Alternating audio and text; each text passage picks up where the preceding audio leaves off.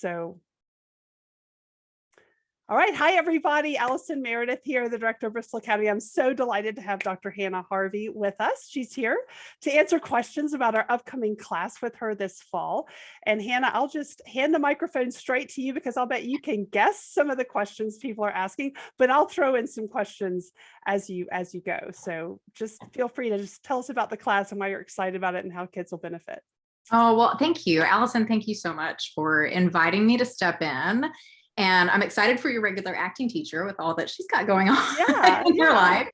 But I'm so excited to step in and teach about storytelling. And one of the questions that Allison said, which is so common to anybody who's new to a storytelling class, they're like, what is this about? Like storytelling? Is it acting? Is it public speaking? What's the use value of this? Such valid questions. And the answer is yes, all of the above and more. Your kids are going to learn a lot of skills that they would learn in a traditional acting class. They're going to learn characterization. They're going to learn embodiment.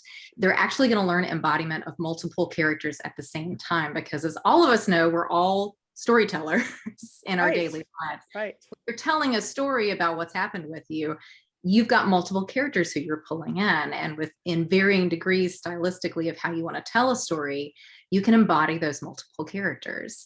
And we're going to play around with that in the class. And that's something that kids always enjoy. Right, I'm sure. All those different skills of changing your body posture, how you change your centers of the body, how you can play with vocalization, the basic skills of projection, projecting from the diaphragm and kind of the musculature of that and why that's important, how to avoid vocal fry when you're speaking. So all of those basic skills and some of the fundamentals behind why it's important to use your body and use your voice in an effective way as an actor, as a performer, leaving the baggage of your own self behind and taking on a different character. And you're also doing it in this context where you're a solo performer. And so you're directing yourself in the performance, you're adapting. So you're learning acting, you're learning adaptation skills. My husband and I, as a side note, we're preparing to go on a very short trip to New York tomorrow because a friend of mine who did the same training that I did in graduate school and got his PhD in the same thing, he adapted a work of literature that's opening on Broadway, and I'm so excited. Oh, fun. So that's one venue that you can take this to, is you can become a writer and have your show on Broadway. But another project that I'm working on is with a psychologist at Mountain Home. And she and I have been working for the past off and on for several years with with her research and how your life story impacts your choices, and specifically your health choices. And so she works with veterans at the VA hospital on shaping the story of your health. And she and I have partnered several times, and we're starting to do a project again together about how your life story shapes your choices, how these things that are so simple that we tell stories every day. Right. And they operate deceptively. Yeah. In a subterranean way. So in the class, we're talking about public speaking skills, projection, you're breaking the fourth wall, you're making direct eye contact, using specificity in your performance choices. So you're learning all these basic skills, but you're also learning that subterranean importance of how storytelling is just core to our identity. It is who we are and how we live our lives. And stories are all around us all the time. Sometimes they operate on us and we're not even aware of it. Right.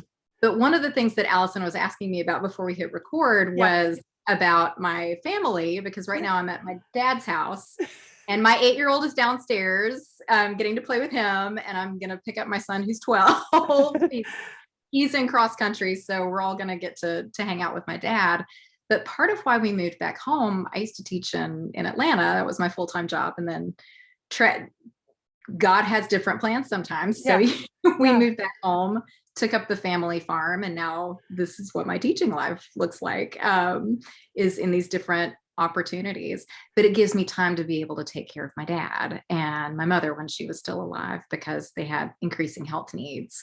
And that's what prompted the choice for my husband and me to say, no, we've got these dream jobs in Atlanta, but family is really important. So we completely uprooted and moved back home when it made no financial sense to do so. It made no, I mean, we were leaving our dream jobs, but we knew that was the right choice because of these values that we have of family and home, and you take care of your family. And I'm so grateful. It's a whole other story that I won't tell here, but we did that because that is the life story that I want to live out in my material choices. And that's shaped by these past stories that of my grandparents caring for their family, of the way that my parents cared for me, of all of these narratives that have come before me that are then propelling me into these future choices of, I will uproot myself and move back home because that's a value that's carried in these stories. So we learn about all those skills that are important life skills, important presentational skills. These will carry your students through whether they go into medicine or psychology or just anything. Everybody needs, or theater or life. Right. And also that deeper level of how stories shape us in this very core, wonderful way. So that's the basics of what all we touch on in the course. And we do it in fun ways that are project centered. They'll tell family stories. They'll adapt a folk tale. They'll choose a folk tale and we'll read different ones. And we kind of go through how stories shape us individually as families in our first culture, how they shape us culturally when we talk about traditional cultural stories. We may even get to play with tandem telling, where they tell two people are telling the same story and at the same time, almost like a pair of actors. Yeah. So tell a little bit about the homework assignments. I know you're going to have them read, and you were just now mentioning they're going to be writing some of their own family stories. So that was one of the questions I got was, what does the homework look like? And I mean, I think the website says about 2 hours of homework a week, which is completely reasonable for something that's going to get you an elective credit. I mean, this is all of our classes are for credits. So we don't want anything to be too easy, but we understand kids have algebra and chemistry and whatever else they have that might have lives. They have lives, lots of parts in your story. Right. And so whatever other classes they are taking might also, of course, or will definitely encroach on their time availability. So talk about what expectations you have for how they'll spend that outside of class time. So very good question. So this is a class that's designed not to take over your life, but to enhance your life. That's and hopefully summary. Things that will enhance your life lifelong, that these are things that you will carry with you. The kinds of questions you begin to think about in this class you will carry with you in so many different aspects of your life, from your professional life, your faith journey, and all of them, how story shapes us in these wonderful ways. So the homework is, as you said, there's both a performance component and a written component. And part of what I'm really looking for is that students are justifying their choices. And in that sense, it dovetails very nicely with the critical thinking class that you're offering. Right. And is that a semester that you're offering? That's just a one semester, right? We do DeBono's critical thinking skills and with some time management skills as well. And I love, ours is also trying to enhance the life and not so much dump a lot. I mean, I'm trying to teach you how to manage your time, so not so much giving you lengthy. Exactly. So it does dovetail because you got to figure out how to think.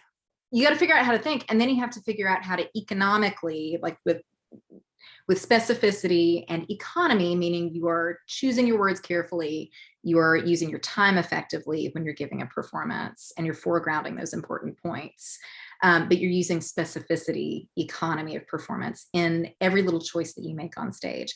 We're going to do rehearsals in class, so they have time in class with coaching with me. We'll listen to a lot of examples in class. And they'll be doing some readings. And a lot of these I choose carefully because I'm not going to send them home with a whole book. This is high school. This is not college. Right. So I'm going to send them a few excerpts of interesting food for thought. So there'll be a little bit of reading to get them prepared to discuss during the class. And I'll be doing some lectures at the beginning of class. I love having a lot of engagement. Right. Not just storytelling is about engaging with the world and with your own life experience. So that should be modeled in the class. So we start out the class with a little bit of lecture introducing core concepts, and then we dive into some discussion of those.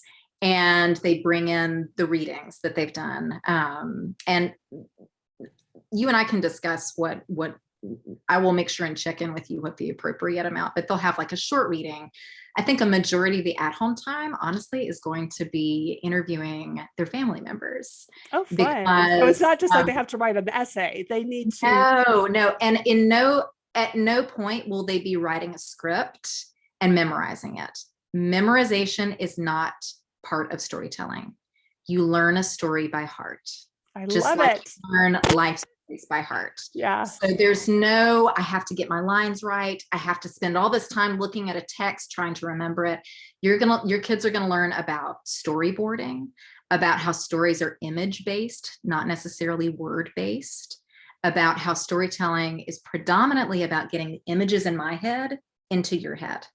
So the students are going to learn about how can I remember images, remember scenes, just like we do if I ask, Allison, if I asked you, or Jamie, if I asked you what you did last night after kids went to bed, or, what was your relaxation time? Well, you might think about, okay, well, I went, got some popcorn, sat down on the couch, and then we watched a movie and we kind of relaxed, we got to snuggle a little bit, and we were feeling so tight. So you go through all of these scenes in your head when you're telling a mundane everyday story. It's the same kind of concepts when you're telling a folk tale that involves multiple characters or multiple scenes. And so we teach them the skills about, so your homework is draw out a storyboard for the story you've selected. So they might read 5 folk tales over the course of a week or two. Read 5 folk tales, choose one of them, and the next week they might do a storyboard, which is just drawing and learning the different story frames, the different scenes. And then we play around with, okay, if we're embodying the scene, how can you use the space effectively? So what's your blocking with that scene, right? And how do you move from scene to scene? So a lot of the homework it's not going to be memorization. That is not what storytelling is about. And almost whenever I tell students that, you can just see their shoulders drop like, oh, it's not so stressful anymore. You just took away a lot of stress, because that's not storytelling is not, it goes scene by scene, not line by line. And you're looking for the through line, just like we need a through line for our lives. Stories require a through line. And so we learn about how do you create an emotional arc with your story. And how do you do that? Not by memorizing a script, but by looking at specific scenes that then, depending on the context, you can adapt for a short version of that story or a longer version of that story, because you're visualizing, acting skills, you're visualizing that scene around you, and you can describe as much or as little as what you see around you before you move to the next scene. Does that make sense? Yeah, that's a really interesting way to think about it, because like you, I've just heard so often, it is important, the specificity of words that you choose. And you're not contradicting that, but you're just saying it in a different way. You want the kids, the students, they're almost adults, I guess I shouldn't call them kids, but you want them to learn how to choose good specific language, but based on their own mindset of the scene that they're visualizing. And so that they then have the skill to adapt this to be a 5-minute story or a 15-minute story or a 45-minute story. So am I kind of hitting near the mark on how this? Absolutely. And that specificity comes through in visualizing a 360 scene, not just what's in front of me if I'm immersing myself. And then of course we talk about point of view. So there's a lot of literary techniques as well. So you're talking about the narrator's point of view as well as the character's point of view. Which point of view are you going to tell the story from? Could you tell it from 2 different points of view? Right, right.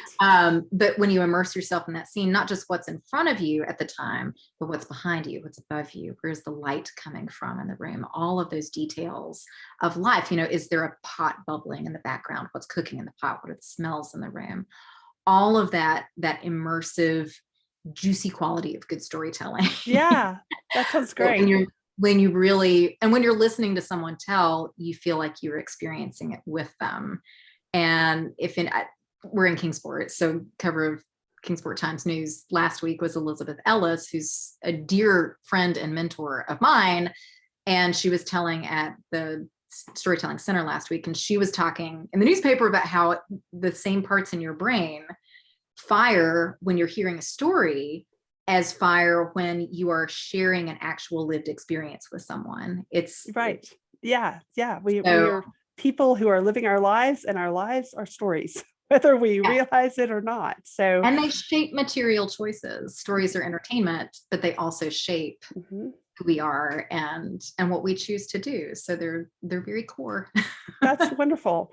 So, But no, I'm not going to overwhelm them with homework. No, right. And I know several families are wanting to watch this video, so you are watching it, and we're wrapping up here, but I am just so excited to have Hannah teaching with us this year. And some of my own kids, of course, will be in her studio, in her class, but it will be in some ways like a studio where she's really coaching and teaching. And in other ways, it'll just be like a living room where you're just sitting around telling stories. I'm guessing I'm making that up, but storytelling is such a unique, especially having just worked with kids last spring in a public speaking class. And so this is not acting, but it's not quite just plain old public speaking either. It's a new twist, and it's fun, and you don't have to write long essays for homework. You just have to read some stuff and sketch some scenes. And if you're not an artist, you can still sketch scenes. You can even just stick figures, I'm guessing we'll do with some adjectives maybe to just. So you're going to be drawing out stories, you're going to be sketching out stories, and the writing that you might be doing is about,